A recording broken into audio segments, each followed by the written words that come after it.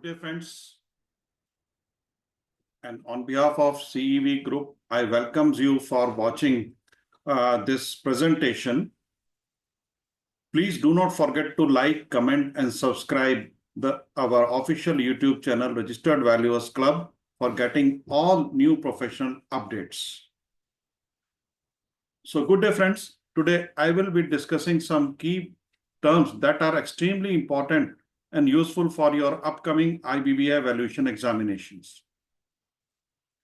These terms are essential for your exam preparation and will help you secure good marks. If you learn these terms thoroughly, it will significantly ease your understanding of the syllabus and increase your chances of performing well in examination.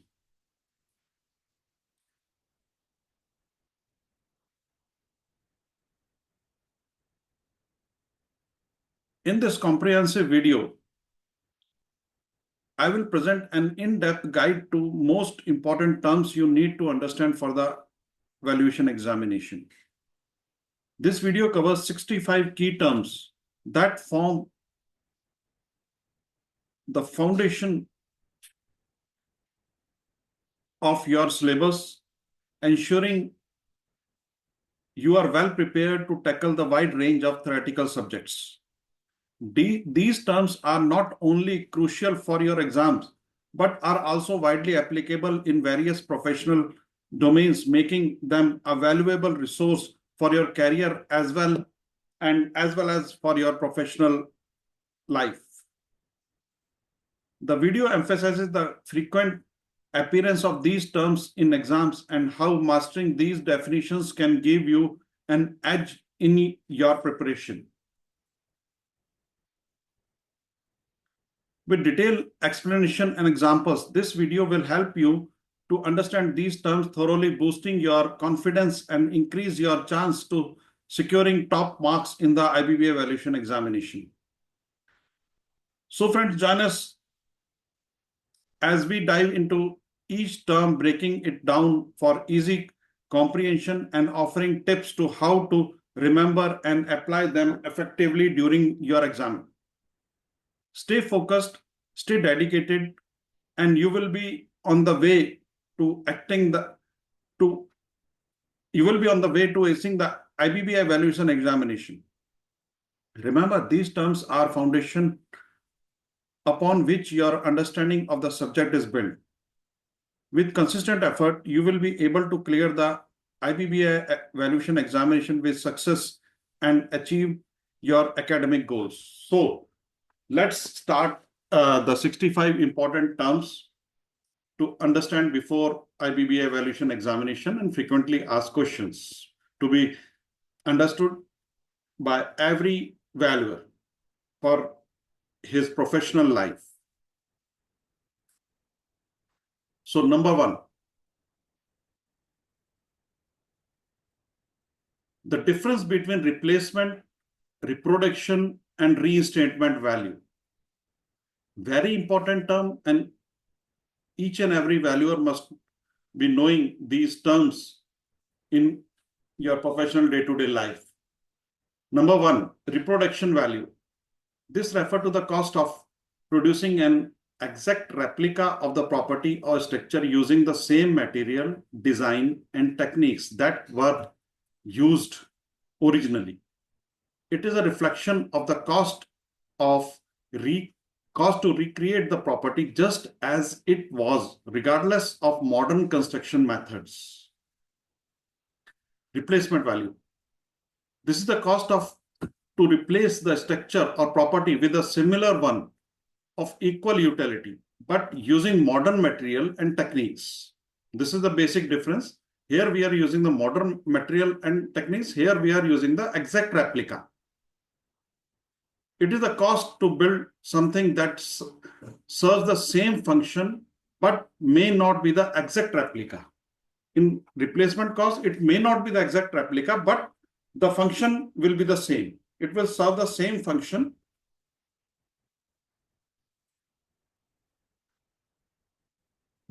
Now, reinstatement value. This is the amount it would take to rebuild or restore a property to its original condition, typically after damage.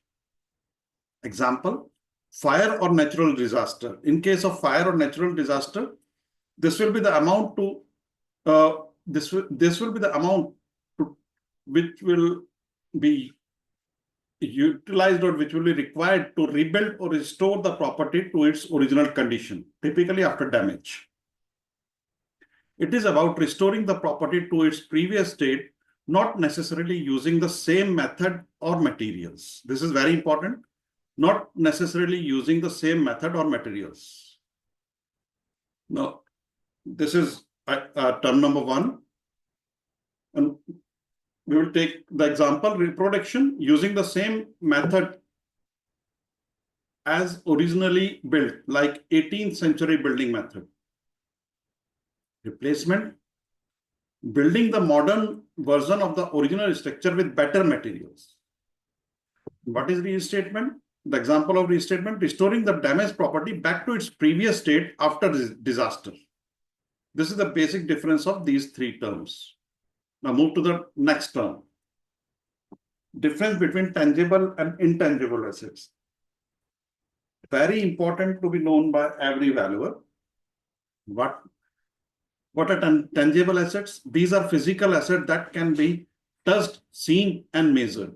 Example include real estate, machinery, equipment, and vehicle.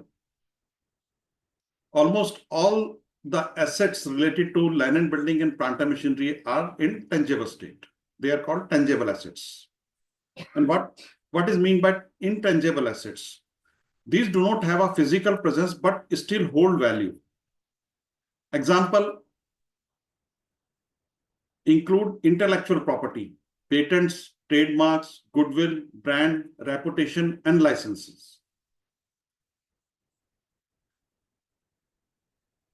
Term number three, stigma effect. What is meant by stigma effect?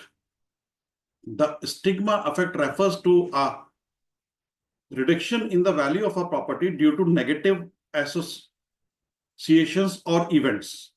For example, a property may lose value if it has been the site of a crime or has been associated with poor environmental conditions, such as superstitious, local myths, or rumors.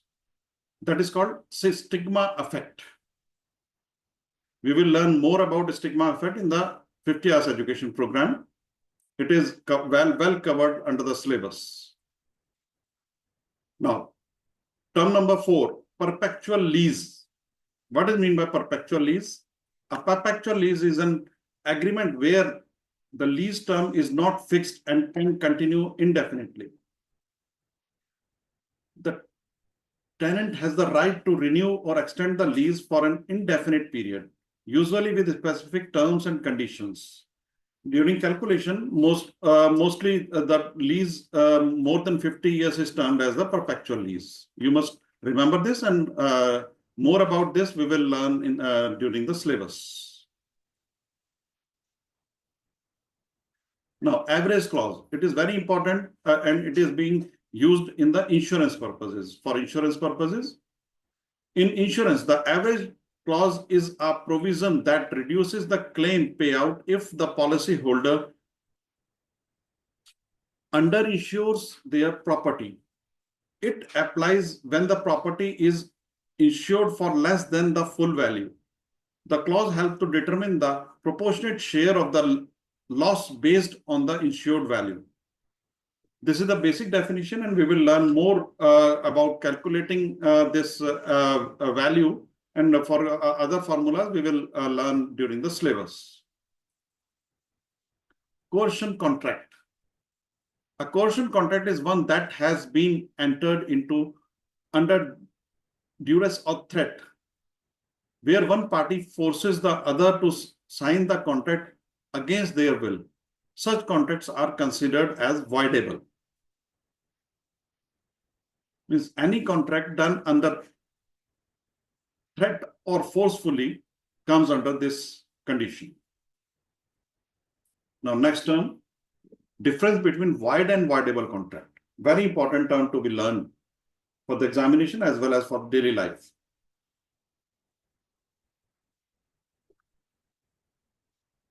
Void contract. A contract that is not legally enforceable because it lacks essential elements like consent, capacity, or a lawful object. If any contract lacks these essential elements, then it will be a void contract. Voidable contract, a contract that is initially valid but can be legally voided by one party due to certain circumstances like coercion, misrepresentation, or undue influence. These are very important terms, void and voidable contract. Difference between void and voidable contract. Now, point number 8. Difference between indemnity and guarantee. Indemnity, the contract in which one party agrees to compensate another party for a loss or damage that they might incur in future. The primary object is to protect the indemnified party from potential losses. And guarantee, what is meant by guarantee? In a guarantee contract, one party agrees to pay or fulfill the obligations of a third party if that third party fails to do it. That is the basic difference. This is the basic difference between indemnity and guarantee. Contingent contract. Now we will learn a few important type of contracts. Item number 9, contingent contract, conditional contract, quasi-contract, and court order. Contract due to court order. What is meant by, now we will learn one by one. Contingent contract, a contract that depends on the occurrence of a particular event. If the event does not happen, the contract does not come into effect. And conditional contract, a contract that becomes enforceable when a condition is fulfilled. That is called conditional contract. Quasi-contract, a contract imposed by law to prevent unjust enrichment, even though there may not be an agreement between the party. Quasi-contract, very important term, a contract imposed by law to prevent unjust enrichment, even though there may not be any agreement between the parties. Court order, a legal order that can compel a party to act or refrain from acting in a specific way. These are few important types of contract, and we will learn more about them in the actual classes. This you must remember these terms. Easement rights. What is meant by easement right? Every valuer must remember these terms. Easement right.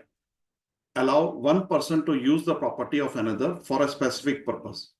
It doesn't grant ownership, but allows limited use of property, such as the right of way. So you must remember the right of way, in easement rights. HBU. What is meant by HBU? Highest and best use. Very, very important term for every valuer to remember.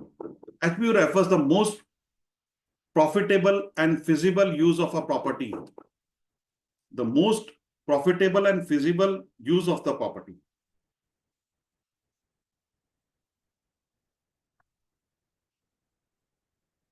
It considers, for HBU, it should be physically possible, legally permissible, financially feasible, socially acceptable, environmentally compatible. Now we will learn each and every term one by one. Physically possible. The property must be able to physically accommodate the intended use. That is meant by physically possible. Legally permissible. The use must be allowed by zoning laws and regulations. ऐसा नहीं कि आप वहां पर commercial property आप use कर रहे हैं और वहां पर रेसिडेंशियल जोनिंग लॉ के एज पर जोनिंग लॉ वहां पर रेसिडेंशियल जोन है या एग्रीकल्चर जोन है और आप वहां पर कमर्शियल यूज कर रहे हैं, that will not be legally permissible use of that property. Financially or economically feasible. The use must generate enough financial returns to justify the investment. Socially acceptable. The use must be in line with societal expectations and norms. It must be socially acceptable, environmental compatible. The use must align the environmental regulations and considerations. These few terms to be learned in HBU, highest and best use. How can you calculate the highest and best use of the property, of a particular property? Now, very, very important term to be learned as a valuer, location, location, location. Why it is 3 times used? Why the location word is used 3 times? Location, location, location. This famous phrase emphasizes the importance of a geographical location of a property in determining its value. Key factors include why it is used 3 times, geographical location, usage location, and placement location. These 3 types of location should be considered for valuing a property. What is meant by geographical location? Whether the property is in a metropolitan area, village, or semi-urban area. That is called geographical location. What is usage location? The area zoning, residential, commercial, or agriculture. And what is placement location? Specified like proximity of amenities, road, access, corner location, or floor level. These are 3 types of location to be considered in mind by a valuer. Location, location, location. A key factor in property valuation. When discussing property valuation, there is a well-known phrase often repeated in real estate: location, location, location. This phrase underscores the paramount importance of a property's location in determining its value. The value of a property is often influenced more by its location than by its physical characteristics. As a professional in property valuation, it is crucial to explain that a property's location involves several dimensions, including geographical aspects, the use of or purpose of the location, and its placement in relation to surrounding features. Understanding these dimensions helps appraisers and real estate professionals accurately determine the property's market value. Now, 13. Difference between salvage value and scrap value. Salvage value. The estimated residual value of an asset at the end of its useful life after depreciation. It is the amount that can be recovered by selling the asset. You must keep this in mind. By selling the asset without any demolition, without any disturbance, is called salvage value. बिना उसको तोड़े अगर आप उसको cell कर रहे हैं after completing its economical life, then it is called salvage value. The estimated residual value of an asset at the end of its useful life after depreciation. This is the amount that can be recovered by selling the asset without demolition or without any disturbance. And what is scrap value? Scrap means bhangar, means kabada. Kabad. The value of the asset when it is completely worn out or no longer used, often minimal compared to salvage value. Scrap value means जब आप उसको property को parts में divide करके उसको cell करते हैं, that is called scrap value. Means उसको कबाड़ की तरह बेचते हैं. जैसे अगर एक बिल्डिंग बनी हुई है तो उसके जो अगर ट्रसेस हैं तो ट्रसेस अलग से, उसकी शीट्स हैं तो रूफिंग शीट्स हैं तो रूफिंग शीट अलग से बेचेंगे, उसकी ब्रिक्स हैं तो ब्रिक्स अलग से बेचेंगे, कोई स्टील स्ट्रक्चर्स हैं तो स्टील स्ट्रक्चर्स अलग से आप उसको सेल करेंगे, वुडन बैटन्स या वुडन डोर्स या वुडन फ्रेम्स हैं उनको अलग से बेचेंगे, और जो भी यूजफुल चीजें हैं उनको अलग अलग बेचकर जो पैसा आएगा that is called scrap value. And salvage value, selling the property as it is without any demolition disturbing the structure. You must keep these 2 points in mind. Salvage value and scrap value, the difference between salvage value and scrap value. Now next, return frontage, very important term. Return frontage refers to the portion of a property that runs along the side of the lot, typically forming a right angle to the main street frontage.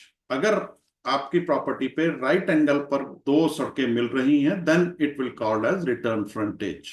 इसके बारे में ज्यादा जानकारी हम लोग during the class लेंगे. Now, 3 important terms: solarium, सोलैशियम and लारार, तीनों में आपको फर्क पता होना चाहिए, तीनों में क्या है।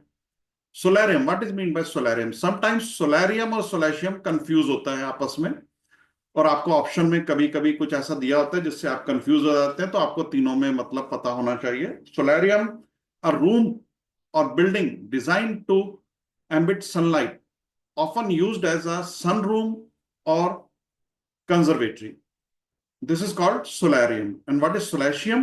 Compensation paid for loss or injury, usually in the form of monetary payment. That is called solatium. Larar, that is land acquisition, rehabilitation and resettlement act. We will learn more about this during the syllabus. A term used in property valuation for the right or compensation due to a specific event or process. We will learn more about this in general laws related to real estate. 16th, difference between mortgager and mortgagee. What is the basic difference between mortgager and mortgagee? Mortgager, you must remember, he's a borrower. The person who borrow money and pledges their property as a collateral to secure the loan. He is called mortgager. And what is mortgagee? Mortgagee means banker, the lender or financial institution that provides the loan and holds the mortgage. बहुत simple term है, लेकिन during the examination due to tension और due to various other pressure, तो आपको confuse हो जाता है कि मॉर्गेजर क्या कौन है, मॉर्गेजी कौन है। तो इसलिए टर्म यहाँ पर इंक्लूड की गई है ताकि आपको माइंड में ये रहे कि दोनों में क्या बेसिक फर्क है, कंफ्यूज नहीं होना है। 17, difference between reserve price and auction price, very important term. Reserve price, the maximum price at which an item or property can be sold at an auction. The maximum price at which an item or property can be sold at an auction, but it is not auction price, it is a reserve price. The seller sets this price to avoid selling below a certain value. And what is auction price? The final price at which an item or property is sold at auction, which may be above or below the reserve price, depending upon the demand. Now, 18, difference between hypothecation, pledge, and mortgage. Very important to be learned. Hypothecation, what is meant by hypothecation? Friends, hypothecation and pledge, ये दोनों चीजें mostly movable property में होती हैं और mortgage immovable property में होती है। सबसे पहले तो आपको ये याद रखना है, you must remember the hypothecation and pledge. These two terms are mostly used for movable properties, and mortgage is mostly used in the immovable properties. And what is the basic difference? Hypothecation, pledging movable property like a car as collateral for a loan without giving the lender physical possession. आप lender को physical possession नहीं देते हैं, physical possession आपके पास ही होता है, लेकिन आप उसको प्लेज कर देते हैं। That is called hypothecation. And what is pledge? The borrower gives physical possession of an asset like gold और FD to the lender as security for the loan. अगर आपने फिजिकल पोजीशन को दे दिया है लेंडर को, then it will be called as pledge. Sometimes it is also called lien, LIEN बोलते हैं हम लोग के हमारी मेरी एफडी पे लीन चढ़ा दिया है। That is basically pledge. And what is mean by mortgage? A loan secured against immovable property like real estate where the borrower retains possession. Here also borrowers retain possession, but the lender has a claim on the property if the loan is defaulted. So you must remember the difference of these three terms. Now, difference between regression and correlation. These terms are syllabus, but for the time being, you must remember regression, a statistical method to predict the value of one variable based on the value of other. To predict the value of one variable based on the value of another. That is called regression. What is correlation? A measure of the strength and direction of the relationship between two variables without implying cause and effect. That is very important. These terms are basically used in economics and statistics, and sometimes they are used in different subjects also. But for the time being, you must remember these two terms, and we will learn more about these in statistics. That is a part of our syllabus, as well as in the class, which will be continued after this session. Difference between Surface Act and Bankruptcy Code. This is a very important term to be learned. Surface Act. This act allows banks and financial institutions to auction properties of defaulter to recover loans. And what is Bankruptcy Code? A set of laws that provide for the reorganization or liquidation of bankrupt entities. This is the basic difference. A set of laws that provide for the reorganization or liquidation of bankrupt entities. Synergic value. What does it mean by synergic value? Synergic value refers to the additional value created when two or more assets or entities are combined, leading to a greater value than the sum of their individual values. Means 1 plus 1 can be more than 2. 1 plus 1 is not always 2. एक और एक जुड़कर 11 भी हो सकते हैं, 111 भी हो सकते हैं और 5 भी हो सकते हैं. Always 2 नहीं हो सकते. Sometimes synergic value is also called as marriage value. Synergic value refers to the additional value created when two or more assets or entities are combined, leading to a greater value than the sum of their individual values.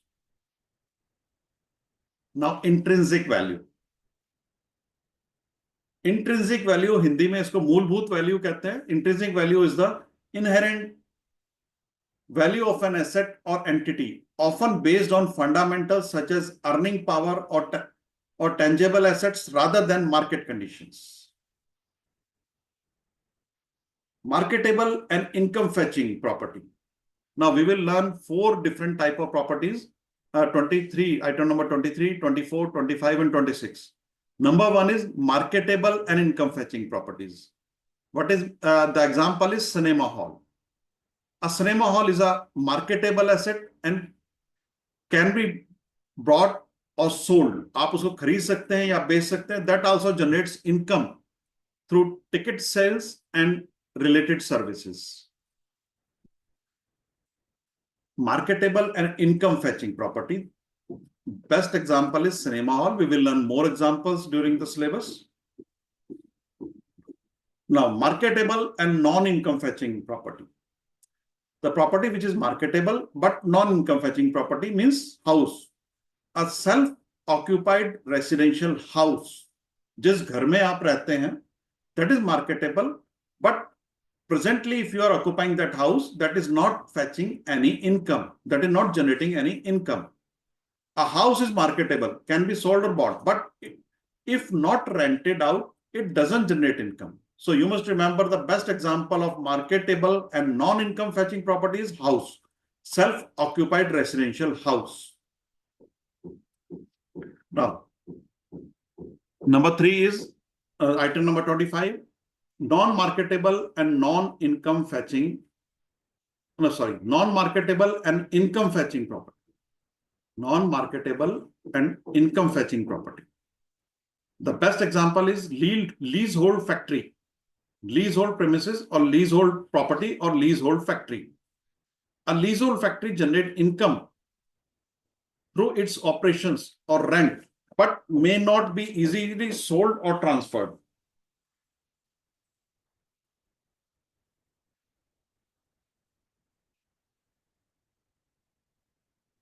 I think it is clear to you. Non-marketable and income fetching property. जब तक वो lease पर है, जब तक आप उसको जब तक वो मार्केटेबल नहीं होगी, और लेकिन इनकम जनरेट वो आपको कर दे रही है लीज रेंट के बेस पर. तो that is the best example, leasehold factory, non-marketable and income fetching property. Now next is non-marketable and non-income fetching property. Some properties come under this category, just like temple, mosque, tomb, railway station, or any public building. These are non-marketable and non-income fetching property. इनसे इन properties से direct कोई income नहीं आती है. These are typically non-marketable and do not generate income, serving instead as public services or places of worship. Means अगर public services की कोई building है या places of worship है, तो वो non-marketable and non-income fetching property के category में आएगा. You must remember this thing. Giffen goods.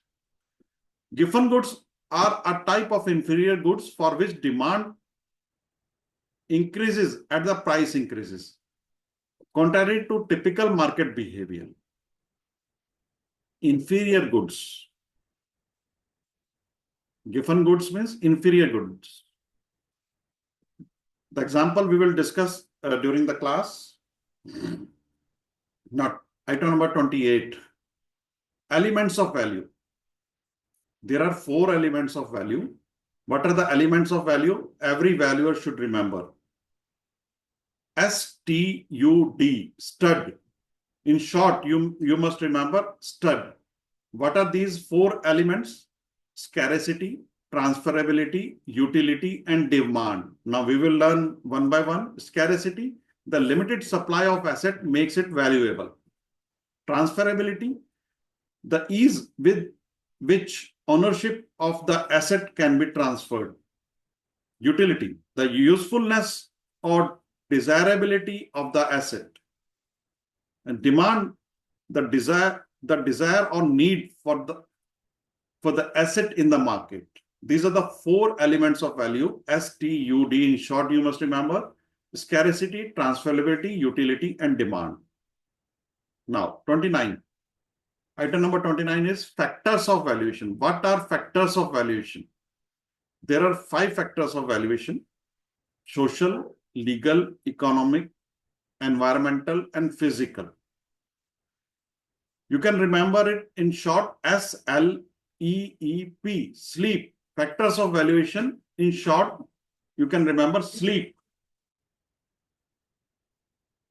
Social, societal norms and trends that affect the property.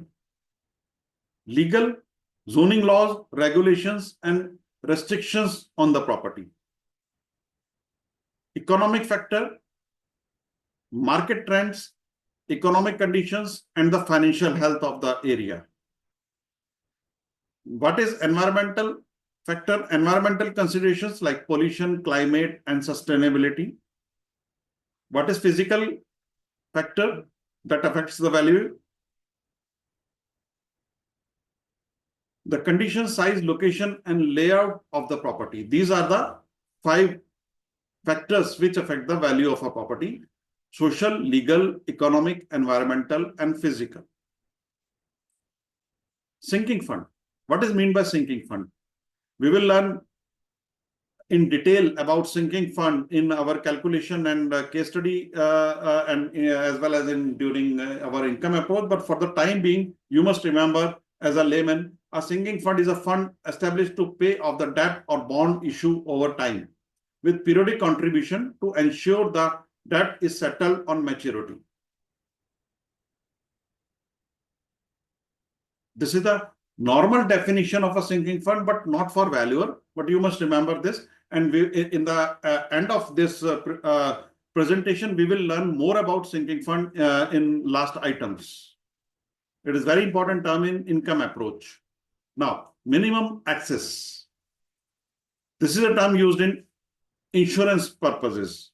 Principle of insurance and loss assessment. The minimum access is the amount by which an offer or bid exceeds our required or base price, ensuring that the transaction is favorable for the seller.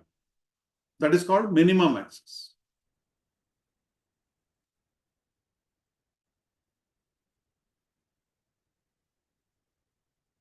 Difference between agreement and contract. Item number 32. Agreement. a mutual understanding between two or more parties, but not necessarily legally enforced. Agreement cannot be legally enforced. You must remember, not necessarily legally enforced. That is called agreement. And a legally binding agreement with specific terms and conditions that are enforceable by law means an agreement enforceable by law becomes a contract. That is very important term to be learned. Subrogation and contribution. This is also an important term for principle of insurance and loss assessment. What is meant by subrogation? The right of an insurer to step into the shoes of the insured and pursue recovery from the third party responsible for the loss. That is called subrogation. And what is contribution? When multiple insurance share the responsibility for a loss, they contribute proportionally. That is called contribution. Now, preamble keywords. What are the keywords of preamble of Indian Constitution, the largest constitution of world? Indian Constitution. What are the 5 keywords preamble, which are the preamble keywords are sovereign, socialist, secular, democratic, republic. You must remember these 5 words in short: SSSDR, sovereign, socialist, secular, democratic, republic. We will learn more this in the general law section, but for the time being, you must keep in mind the keywords in short is SSSDR, sovereign, socialist, secular, democratic, republic. These are the fundamental principles of the Indian Constitution outlining the nature of the Indian state. ES purchase. What is meant by ES purchase? Very, very important concept for income approach. We will learn in detail during the classes. But for the timing, you must remember the ES purchase is a term used in valuation to describe how many years worth of income or profit is required to generate the value of the property. Now, what is meant by building lease and occupational lease? Difference between building lease and occupational lease. Building lease, a lease agreement related to the construction or erection of a building or structure. And what is occupational lease? The lease agreement allowing the tenant to occupy and use the property for a specific period.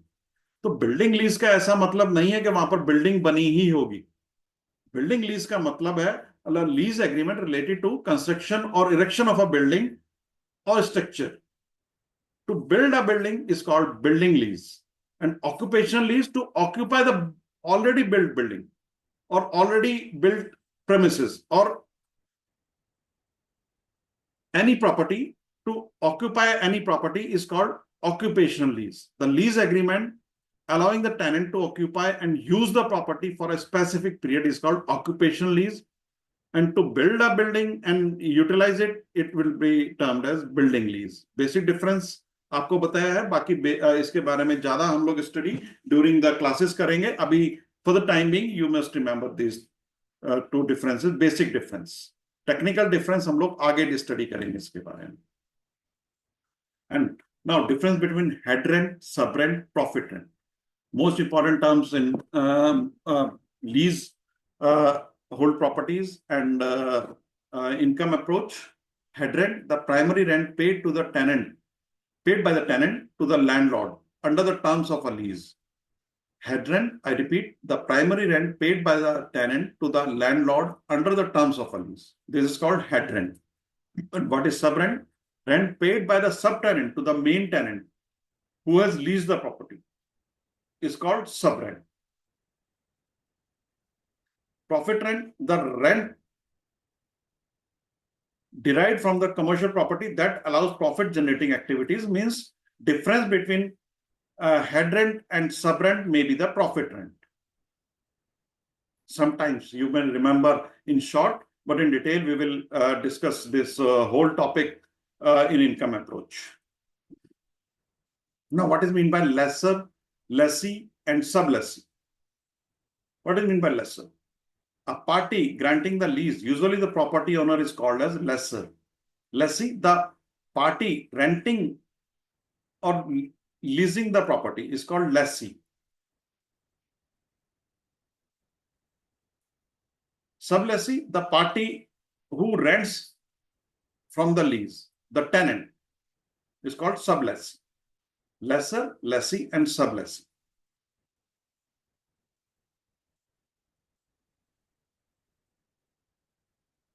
Unearned increase. What is meant by unearned increase? Unearned increase refers to the increase in property's value due to factor outside the owner's control, such as a nearby development or changing in zoning. Sometimes the value increases and by the value of the property increases due to factors outside the owner's control. That is called unearned increase. Impairment loss. What is meant by impairment loss?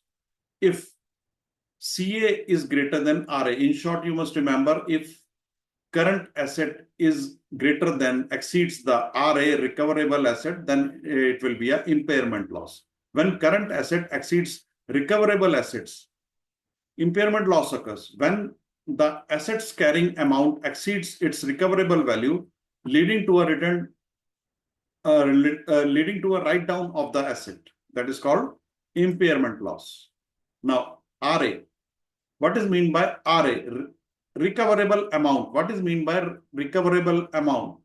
It is higher of, number one, FV minus cost of sale, means fair value minus cost of sale, and number two, value in use. The higher of these two terms will be the RA. Now, recoverable amount of an asset is higher of fair value minus cost of sale. Or second, value in use, the present value of future cash flows expected from the asset. The higher of two terms will be the RA, recoverable amount. Now, historical cost. Historical cost refer to the original cost of acquiring an asset, including any cost necessary to bringing it into a usable condition. That is called historical cost. Now, next important term is book value, net block, net book value plus WDV, written down value. What is meant by these terms? Sometimes you may confuse during the examination. आपसे पूछा जाए book value क्या है, या इसका net block क्या है, या net book value क्या है, या WDV क्या है, written down value. So one by one we will discuss these three terms. The value of an asset, book value. What is meant by book value? The value of an asset as recorded in the books, taking into account depreciation and amortization. Now, net block, what is meant by net block? The value of the asset after subtracting accumulated depreciation from the historical cost. That is called net block. And what is meant by net book value or written down value? Net book value is the value after depreciation, and WB is the adjusted value of the asset for tax purposes. This is a basic difference, but we will learn each and every term in detail during the classes. Now, what is meant by carrying amount? What is meant by carrying amount? Carrying amount refers to the value at which an asset is recognized on the balance sheet, adjusted for depreciation and impairments. That is very important term, carrying amount. Now, what is gross block or gross book value? Both the terms are almost the same. Gross block refers to the total original cost of an asset before depreciation. That is called gross block or gross book value. Now, value in use. What is meant by value in use? Value in use is the present value of expected future cash flows that an asset will generate for the owner, used in impairment testing. Now, item number 47, difference between court and tort. What is meant by court? A legal body that resolves disputes and administers administers justice. Court, what is meant by court? A legal body that resolves disputes and administers justice. And what is tort? A civil wrong for which a remedy may be sought outside or through a court. Either outside or through a court is called a tort, a civil wrong for which remedy may be sought. Now, burden of proof. As per Indian Evidence Act 18, it is the responsibility of a party to prove the fact of their case. In criminal cases, this burden lies with the prosecution. And in civil cases, it typically lies with the claimant. This is the basic difference. Civil cases में claimant के ऊपर burden of proof होगा और and criminal cases में burden of proof prosecution के ऊपर होगा. Sorry, ये 1872 यहाँ पर आना चाहिए. Indian Evidence Act 1872. There is a clerical mistake, typing mistake. You should correct. Burden of proof as per Indian Evidence Act 1872. Now, implied contract. What is meant by implied contract? The contract which is not expressed in words. In short, you should remember this definition. In detail, we will learn during the general laws, which is a common subject for all during the classes. We will learn each and every point term out of this. And what is meant by implied contract, which is not expressed in words. An implied contract is formed by the actions, conduct, or circumstances of the parties rather than through explicit words, which is not expressed in words. Now, next term, 50. Orderly liquidation and forced liquidation. What is meant by orderly liquidation? A structured process of selling assets to pay off debts over time. You must remember, over time means आपके पास थोड़ा time available है. And what is meant by forced liquidation? A more urgent or rushed liquidation due to financial distress or insolvency. This is the basic difference. Here we are having certain time limit, orderly liquidation, and forced liquidation, a more urgent or rushed liquidation due to financial distress or insolvency. 4 factors of production. Now, what are the 4 factors of production? Land, labor, capital, and entrepreneur. These are the 4 factors of production. Land means natural resources used in production. Labor means the human effort applied to production. Capital, what is meant by capital? Machinery, tools, and money used for production. That is called capital. And entrepreneur, the most important part of this concept, entrepreneur. The individual who combines the other factors of production to create goods or services is called entrepreneur. 4 factors of production: land, labor, capital, and entrepreneur. Now, mandate snatching and success fee. 2 important terms to be learned by a valuer: mandate snatching and success fee. What are these 2 terms? Mandate snatching is a legal practice of taking a mandate or business away from another party, often for a commission or some personal benefit. Mandate snatching. किसी से काम को छीनना, that is called mandate snatching. It is an illegal practice. Now, what is success fee? In the context of the code of conduct of a registered valuer, a success fee typically refers to a fee that is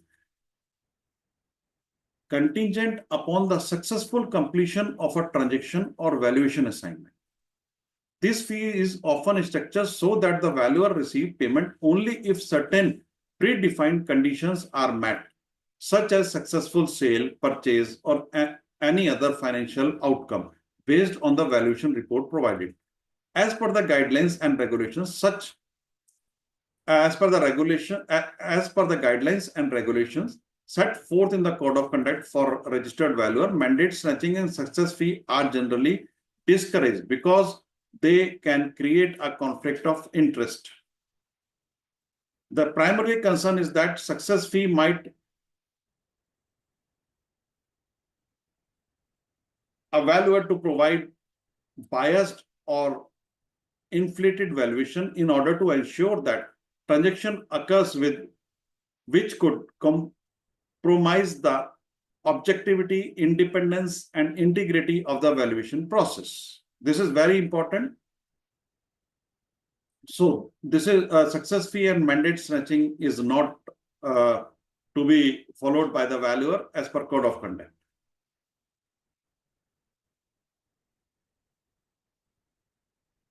Now UDS, undivided share of land. UDS refers to the portion of the land on which property is built, which remain jointly owned by all the tenants in a shared building or development or in any apartment of individual flats. We will learn more about this UDS in our syllabus during the class. Now, opportunity cost. What is meant by opportunity cost? Opportunity cost is the value of the next best alternative that is foregone when making a decision. It is the cost of foregoing one option in favor of another. It is the cost of foregoing one option in favor of another. That is called opportunity cost. Now, virtual rent. What is meant by virtual rent? Virtual rent refers to the hypothetical or imputed rent for a property that could have been earned if the property were rented out, even if it is not currently being leased. That is called virtual rent. Basic definition. It is typically used in the valuation of owner-occupied properties where the owner does not receive rent but still holds the potential to earn rental income. Virtual rent is used as an estimation for the opportunity cost of capital tied up in the property, which could have been alternatively invested elsewhere for the income. This is a very important point. For instance, if a commercial property is owner-occupied, the virtual rent represents the amount the owner could theoretically earn if they decided to lease it to another party instead of using it for their own business operation.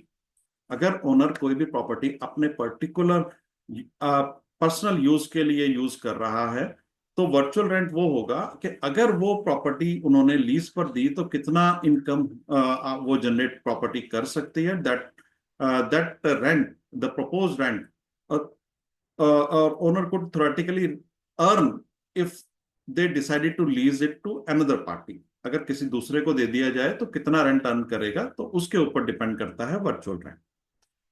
In property valuation, it is used to compare the economic performance of an owner-occupied property versus the rental property. This is the basic concept, and we will learn more about this in the classes. In the syllabus, it is a part of syllabus, and we will learn more during the classes. Now, 56. Sale comparison method and hedonic grid method in market approach. There are two important methods in market approach. And what is the basic difference we will learn here? Sale comparison method, number one. What is sale comparison method? The these methods should be on the tips of every valuer. Very important methods in market approach. What is meant by sale comparison method? The sale comparison method, also known as market approach, involves comparing the property being valued to similar properties, comparables, that have recently been sold in the same market. Adjustments are made to account for differences in characteristics, size, location, conditions, etc. Between the subject property and the comparable. Adjustments are made to account for differences in characteristics like size, location, conditions, etc. between the subject property and the comparables. The method is commonly used for residential properties or when sufficient data on comparable properties is available. The key steps are identify comparable sales, adjust for differences in property features, analyze the market data to determine the most likely market value of the property. This is the basic concept, and we will learn more about this method during our syllabus and classes. And we will also learn various case studies based on this method during the classes. And what is hedonic grid method? It is also a method used in market approach. The hedonic grid method is more refined version of the sale comparison method. This method considers the different attributes of a property and assigns a specific value of each characteristic, such as square footage, number of bedrooms, and locations, etc. Using a grid of these characteristics, it calculates or combines value of a property based on the weightage sum of these factors, weightage sum of different factors. The hedonic model is often used in mass appraisal system and for valuation where large volumes of similar properties are involved. In short, sale comparison method focuses on comparing overall property sales, and hedonic grid method looks at granular in individual characteristics and assign a value to each. We will learn more about these methods in market approach during the classes. Now, difference between straight line method of depreciation and linear written down value. Linear method is also known as WDV, written down value method of depreciation. There are different methods of depreciation, but you should know the basic difference of straight line method and linear method. Linear method is not a straight line method. What is straight line method of depreciation? This is also known as ingenious method of depreciation, straight line method. This is the simplest and most commonly used method of depreciating assets. Under this method, the value of an asset is reduced by an equal amount each year over its useful life. The formula is annual depreciation, cost of asset minus residual value divided by useful life of the asset. This means the asset loses the same amount of value each year. This is the straight line method. And what is linear method? It is also known as written down value method, WDV method. The linear method, also known as WDV method, assumes that depreciation is calculated on the reduced value of asset each year rather than the original cost. This is very important point. Reduced value of asset each year rather than the original cost. In other words, the depreciation amount is higher in earlier years and decreases over time, as it is based on the asset's current value rather than its original value. This is called CA's method of calculating the depreciation. Linear method or WDV method is known as CA's method of calculating the depreciation. Each year, the depreciation is calculated on the new reduced value of the asset. Now, sinking fund method of depreciation. We have learned this term sinking fund in the previous slides, but we will learn more about this term in detail, somewhat in detail. But actually, we will learn these all the terms during the classes when we will cover the syllabus. But this is, you must keep this mind as of now. You must keep this mind. What is the basic concept of these terms? The sinking fund. The sinking fund is a depreciation. The sinking fund of depreciation involves setting aside a certain amount of money each year in a fund. That fund is known as sinking fund to replace or repair an asset at the end of its useful life. जब उसकी useful life खत्म हो जाएगी तो उसको repair करने के लिए जितना पैसा उस वक्त चाहिए, उस पैसे को थोड़ा थोड़ा करके आप जो अभी इकट्ठा करेंगे और उस पैसे को, उसको यूजफुल लाइफ खत्म होने के बाद उसके रिपेयर या रिप्लेसमेंट के लिए इस्तेमाल करेंगे. That is known as sinking fund. This method is often used for large expensive assets like buildings where the cost of replacement is or major repairs is anticipated. The annual contribution is calculated by using a formula. We will learn this formula during our classes.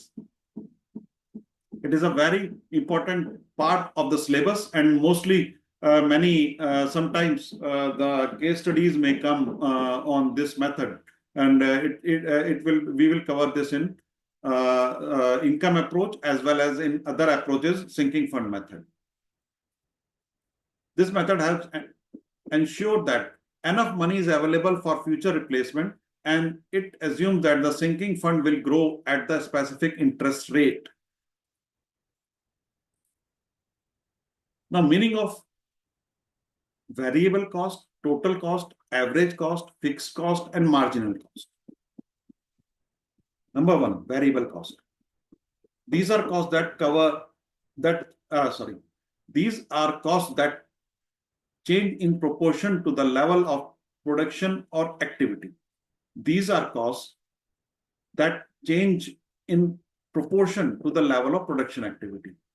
For example, in property development, the cost of raw material, just like concrete or steel, is variable cost because it increases as more units of building are constructed.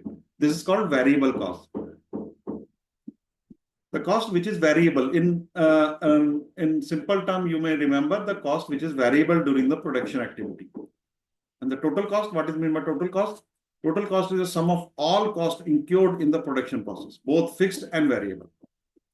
It represents the overall expenditure involved in producing a product or maintaining an asset, such as a building. Total cost is equal to fixed cost plus variable cost. Average cost, the average cost is the total cost per unit of output or per square foot of a property. This is calculated by dividing the total cost by the number of units or square footage. This is the average cost, means per unit. Per unit cost is called the average cost. Average cost is equal to total cost unit or square footage.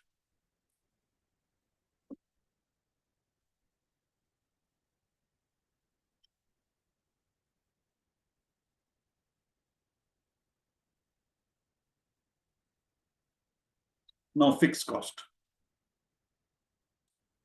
Fixed costs are costs that do not change with the level of production or activity.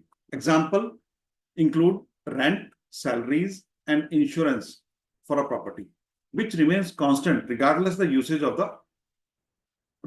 or occupancy. Now, marginal cost.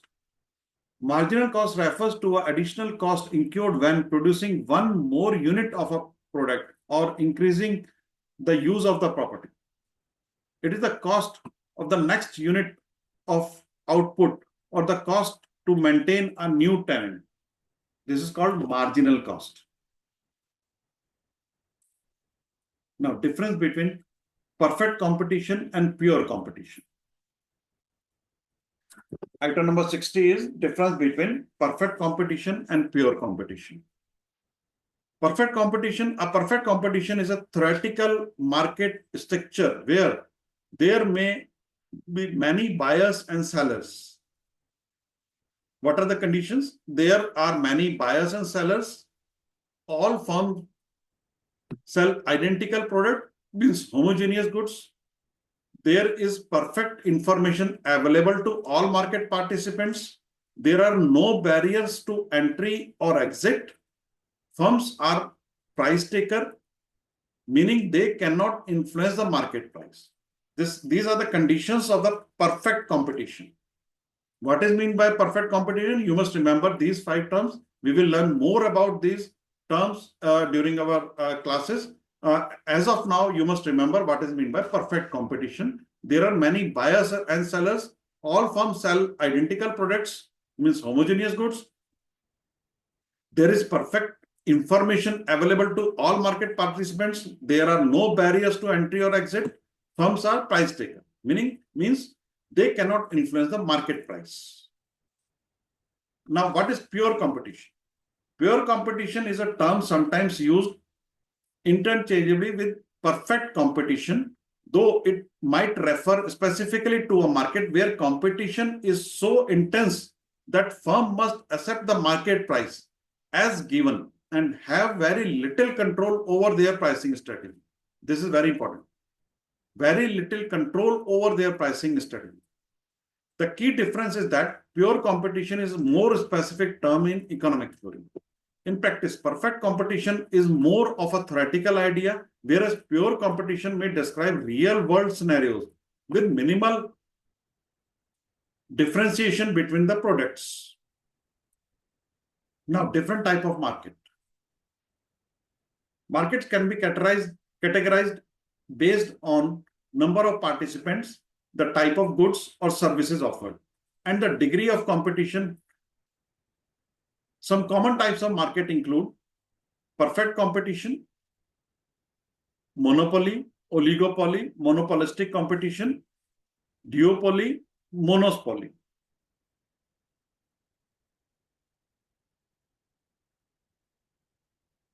Now, we will take each and every term one by one. Perfect competition. As described above, where all firms sell identical product and there are many buyers and sellers. If there are many buyers and sellers and each firm sell identical product, it will be a perfect competition. We are learning these terms in short. In short, we will learn basic things during our syllabus, but as of now, we are just learning the definitions only. Monopoly.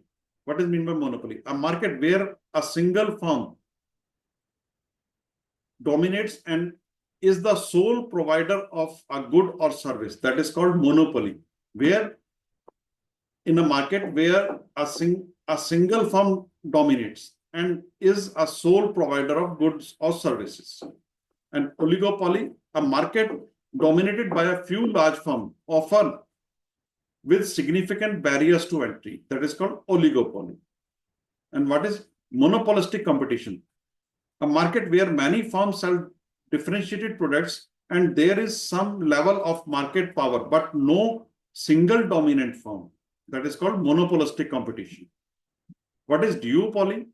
A specific type of oligopoly where only two firms dominate the market. Where only two firms dominate the market.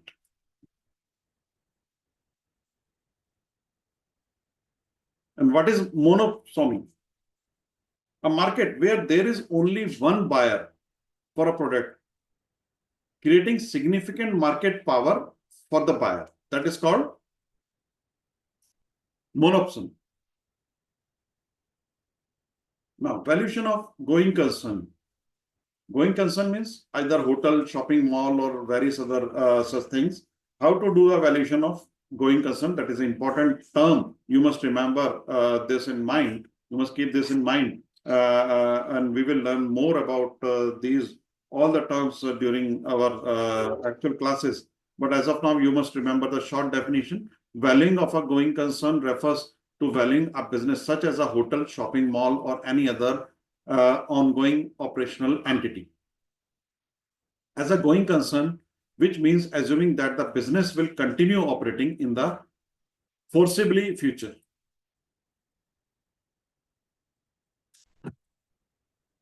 We are assuming that the business will continue operating in the foreseeable future.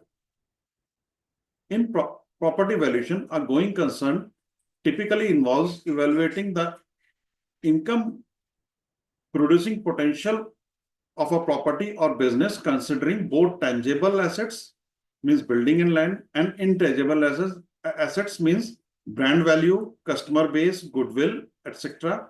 The valuation method could include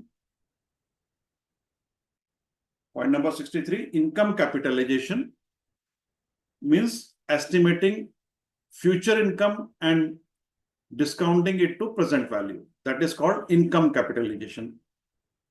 We may count it as item number 63, income capitalization, estimating future income and discounting it to present value.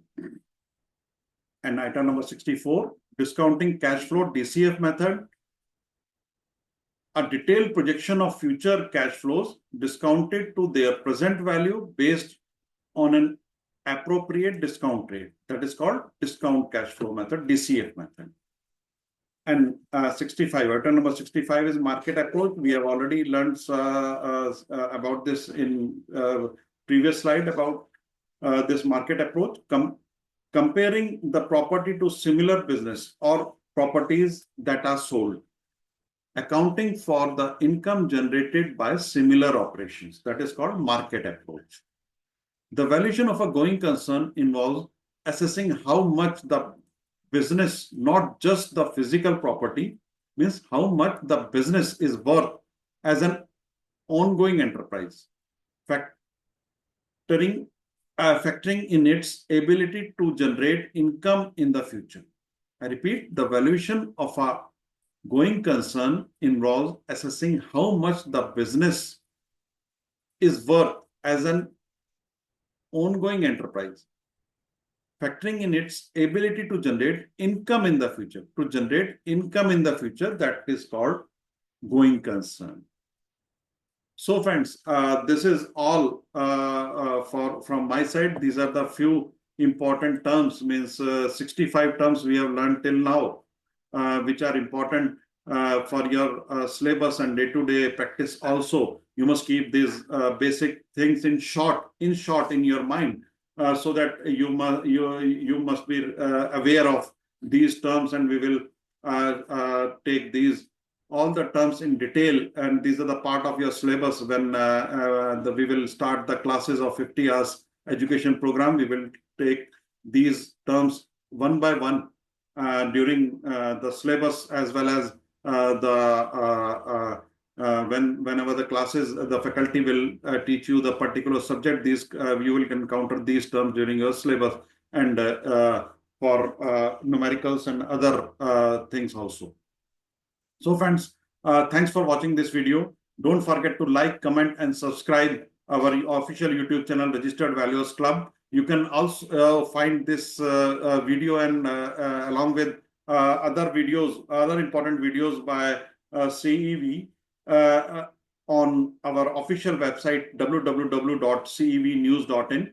And if you are having any doubt, query, or question, or difficulty, you can always call me on this number. You are always welcome to call me on this number, 9041263607, for any help and support. Thank you very much for watching this video. Goodbye. Good luck. Keep learning. Stay safe. And all the best for your examination.